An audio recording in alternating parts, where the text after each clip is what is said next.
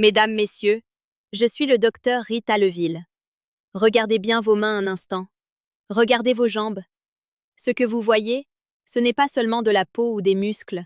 C'est une structure qui, après 60 ans, commence à payer une facture dont on ne vous a jamais envoyé le détail. On vous a menti. On vous a dit que vieillir, c'était ralentir. On vous a dit que si vous aviez mal au genou ou au dos, c'était l'usure normale, une fatalité biologique contre laquelle on ne peut rien, à part peut-être prendre quelques anti-inflammatoires et attendre que ça passe. C'est un mensonge médical et social par omission. La vérité est bien plus brutale. La plupart des gens de plus de 60 ans ne meurent pas de vieillesse. Ils s'éteignent par sédentarité forcée. Ils perdent leur autonomie non pas parce que leur corps est périmé, mais parce qu'ils ont cessé de donner à leur système nerveux et musculo-squelettique les signaux nécessaires à sa survie. À partir de 60 ans, la mobilité n'est plus un acquis, c'est une discipline de fer. Si vous ne l'entretenez pas avec une précision chirurgicale, votre corps va littéralement se rétracter. Vous allez devenir un spectateur de votre propre vie, prisonnier d'un corps qui ne répond plus. Dans cette vidéo, je ne vais pas vous parler de gymnastique douce ou de conseils bienveillants pour rester en forme. Je vais vous parler de survie fonctionnelle. Je vais vous expliquer pourquoi 95% des problèmes de mobilité que je vois chaque jour dans mon cabinet pourraient être évités avec 3 exercices spécifiques, mais surtout avec une compréhension radicalement différente de ce qu'est le mouvement humain après 60 ans.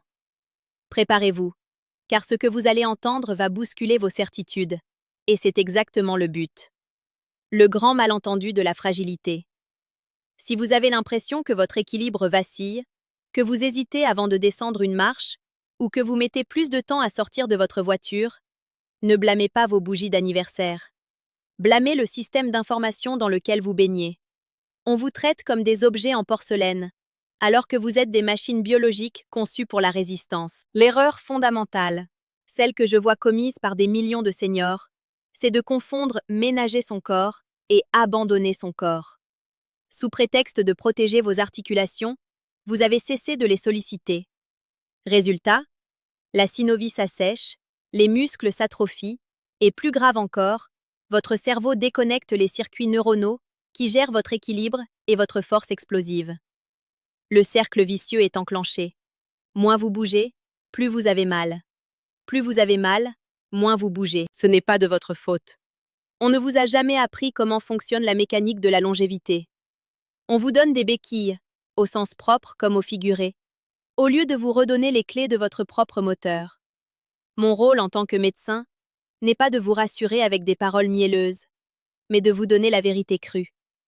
Sans une intervention consciente et structurée maintenant, la perte de mobilité est inéluctable. Mais la bonne nouvelle, c'est que le corps humain est d'une résilience qui frise le miracle, à condition de savoir quel bouton presser. Ma vision, la médecine du terrain réel. Je pratique une médecine de la réalité. Je ne m'intéresse pas seulement à vos analyses de sang ou à vos radiographies, je m'intéresse à la façon dont vous interagissez avec la gravité. La gravité est votre juge de paix. Passé 60 ans, elle devient votre principal adversaire si vous ne savez pas comment l'utiliser comme une alliée. Ma vision repose sur un pilier central, la stimulation de la densité. Densité osseuse, densité musculaire, densité neuronale. Les solutions superficielles, les massages relaxants ou les marches lentes de 10 minutes ne suffisent pas. Ils maintiennent l'illusion du mouvement sans en apporter les bénéfices structurels. Pour éviter la chute, pour éviter la chaise roulante, pour éviter la dépendance, il faut réinjecter de la contrainte intelligente dans votre système. Je refuse les discours miracles. Je refuse les pilules qui prétendent lubrifier vos articulations sans que vous n'ayez à faire d'efforts. Le seul lubrifiant efficace, c'est le mouvement sous charge. Si vous voulez rester libre, vous devez accepter l'idée que le confort est votre ennemi. Chaque fois que vous choisissez l'ascenseur plutôt que l'escalier, vous signez une petite démission. Chaque fois que vous demandez à quelqu'un de ramasser un objet par terre à votre place, vous abandonnez une fonction motrice. Étape 1. Brisez le mythe de l'usure articulaire. La première fausse croyance qu'il faut éradiquer, c'est l'idée que vos articulations sont comme des pneus de voiture qui s'usent avec le kilométrage. C'est faux. Le cartilage n'est pas un tissu inerte. C'est un tissu vivant qui a besoin de cycles de compression et de décompression pour se nourrir. Si vous ne bougez pas, le cartilage meurt de faim. L'arthrose n'est pas une sentence de mort pour votre mobilité. C'est souvent le signal que l'articulation n'est plus soutenue par une structure musculaire adéquate. Lorsque vos muscles fessiers sont atrophiés à force de rester assis, ce sont vos genoux et vos lombaires qui encaissent tout le poids de votre corps. C'est là que l'usure commence. Le problème n'est pas l'os, c'est la démission du muscle. Comprenez bien ceci. Le muscle est l'organe de la longévité. Ce n'est pas juste pour l'esthétique, c'est votre armure. À 60 ans, la fonte musculaire, ou sarcopénie, s'accélère. Si vous ne faites rien pour la contrer, vous perdez environ 1% de votre masse musculaire par an. Cela semble peu? En 10 ans, c'est la différence entre être capable de porter vos courses seul ou avoir besoin d'une aide à domicile. Étape 2. La vérité sur l'équilibre. L'équilibre n'est pas une compétence magique. C'est un dialogue permanent entre vos yeux, votre oreille interne et les capteurs de pression sous vos pieds. Le tout traité par votre cerveau en quelques millisecondes. Pourquoi les gens tombent-ils après 60 ans?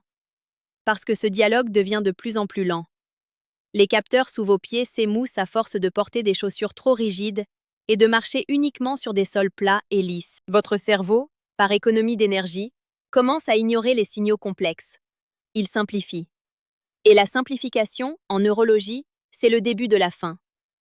Si vous ne confrontez pas votre système d'équilibre à des situations instables, il s'atrophie. La chute n'est jamais un accident. C'est l'aboutissement d'un long processus de déconnexion sensorielle.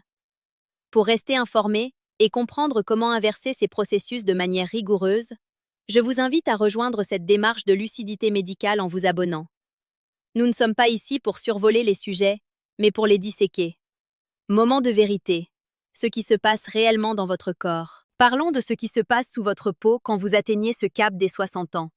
Le corps entre dans un état d'adaptation défensive. Face à la diminution des hormones sexuelles, notamment les œstrogènes et la testostérone, la synthèse protéique devient moins efficace. Le corps a tendance à stocker de la graisse viscérale, qui est une usine à inflammation. Cette inflammation silencieuse, on l'appelle le inflammaging. Elle attaque vos tissus, rend vos tendons plus rigides et vos ligaments moins élastiques. Votre fascia, ce tissu conjonctif qui enveloppe tous vos muscles et vos organes, commence à se coller. Il perd son hydratation. C'est cette sensation de raideur matinale, cette impression d'être enrouillé au saut du lit. Ce n'est pas de l'os qui coince, c'est votre fascia qui s'est transformé en une sorte de filet trop serré pendant la nuit. Mais le plus fascinant, et le plus inquiétant, c'est l'adaptation du système nerveux.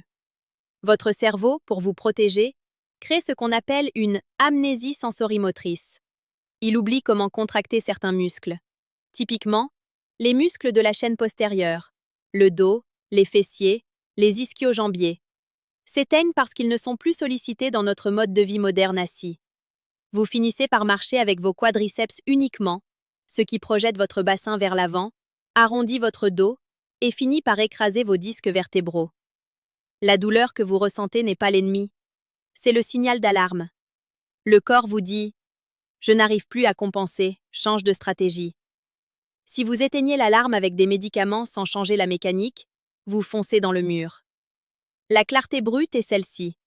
Votre corps est en train de se figer pour économiser des ressources qu'il pense inutiles. Vous devez lui prouver qu'elles sont indispensables. Les 3 exercices piliers de la survie fonctionnelle. Nous arrivons au cœur de la solution. Ces exercices ne sont pas choisis au hasard. Ils ciblent les 3 zones de rupture de la mobilité humaine. La force de propulsion, la stabilité axiale et l'amplitude de la hanche. Si vous maîtrisez ces 3 piliers, vous réduisez drastiquement le risque de dépendance. 1. Le squat de contrôle, ou le lever de chaise conscient. Le premier exercice est le plus fondamental de tous. C'est celui qui détermine si vous pourrez aller aux toilettes seul à 85 ans. Il s'agit du squat, mais effectué avec une intention médicale. La plupart des gens se laissent tomber sur leur chaise et utilisent l'élan pour se relever. C'est une erreur fatale. L'exercice consiste à descendre vers une chaise de manière extrêmement lente, en comptant 5 secondes, sans jamais lâcher la tension dans les jambes, pour finir par effleurer le siège avant de remonter sans utiliser les bras. Pourquoi c'est vital? Parce que cela force vos muscles fessiers à se réactiver et vos genoux à se stabiliser. C'est la force de propulsion pure. Sans elle, vous ne pouvez plus monter d'escalier, vous ne pouvez plus sortir d'une baignoire. C'est l'exercice de l'autonomie par excellence. 2. La marche du funambule avec rotation. Le deuxième exercice cible votre système nerveux et votre équilibre dynamique. La chute survient rarement quand on est immobile. Elle survient lors d'une transition. L'exercice consiste à marcher en plaçant le talon d'un pied directement devant la pointe de l'autre pied, comme sur une ligne imaginaire. Mais voici la clé. Pendant que vous marchez ainsi, vous devez tourner lentement la tête de gauche à droite, puis de haut en bas. Cela force votre cerveau à dissocier le mouvement des yeux du mouvement du corps. Cela recalibre votre oreille interne. Si vous faites cela 2 minutes par jour, vous entraînez votre système à réagir en une fraction de seconde en cas de déséquilibre imprévu dans la rue. Vous reprenez le contrôle sur l'espace. 3.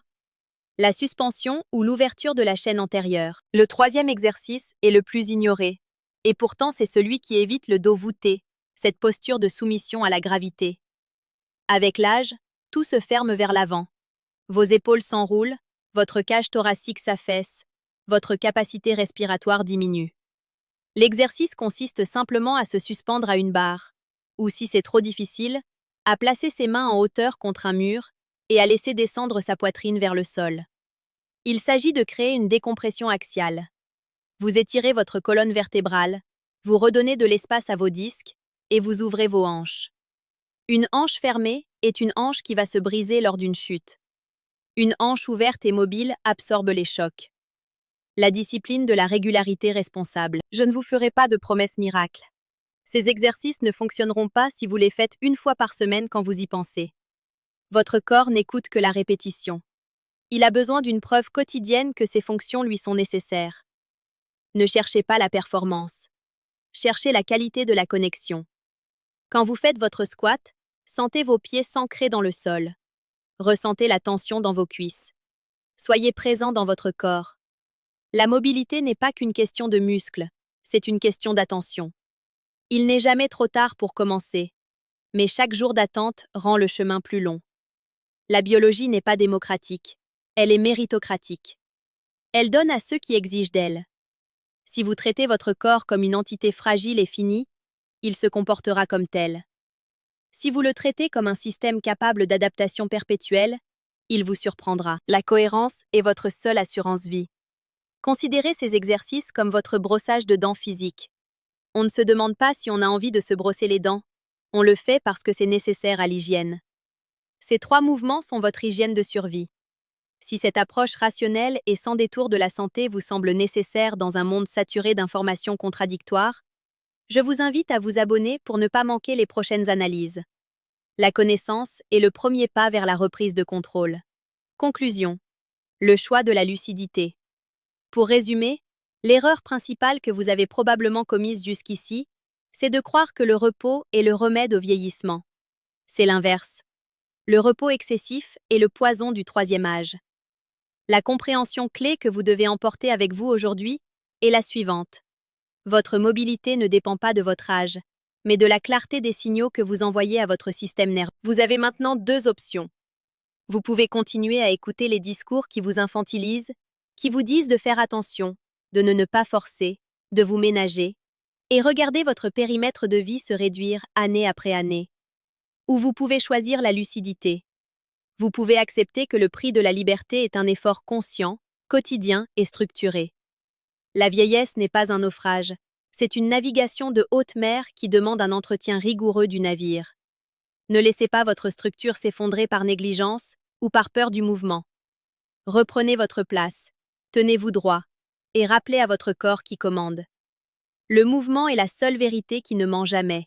Souvenez-vous-en, on ne s'arrête pas de bouger parce qu'on vieillit, on vieillit parce qu'on s'arrête de bouger. Seriez-vous prêt à consacrer seulement 10 minutes par jour pour garantir les 20 prochaines années de votre autonomie?